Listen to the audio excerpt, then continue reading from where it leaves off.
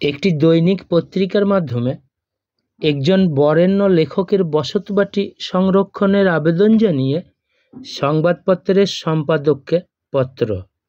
চিঠিটা পড়ছি। সম্পাদক সমীপেশু, আনন্দবাজার পত্রিকা, 5 প্রফুল্ল সরকার স্ট্রিট, কলকাতা 7,00,001। বিষয়: বিখ্যাত লেখকের বসতবাটি সংরক্ষণ। মাননীয় মহাশয়, গভীর শ্রদ্ধার সাথে আমি আপনাকে অনুরোধ করি সতীনাথ ভাদুড়ির বসতবাটির ভগ্নদশা নিয়ে কিছু বলার জন্য আপনার পত্রিকায় আমাকে একটু স্থান দিন। বিখ্যাত লেখক সতীনাথ ভাদুড়ির বসতবাড়িটি বর্তমানে খুব ভগ্ন অবস্থায় পড়ে আছে। এটি বিহারের পূর্ণিয়া জেলায় অবস্থিত। তিনি বাংলা সাহিত্যের একজন স্বনামধন্য লেখক। কিছুদিন পূর্বে তার এই বাড়িটি দেখে খুবই বেদনা অনুভব করছি।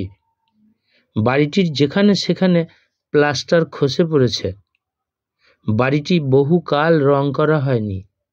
বাড়ির ছাদে এবং বেশ কিছু অংশে আগাছা জন্মেছে।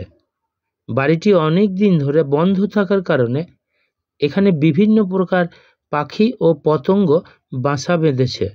আপনার পত্রিকার মাধ্যমে আমি সরকারের দৃষ্টি আকর্ষণ করছি।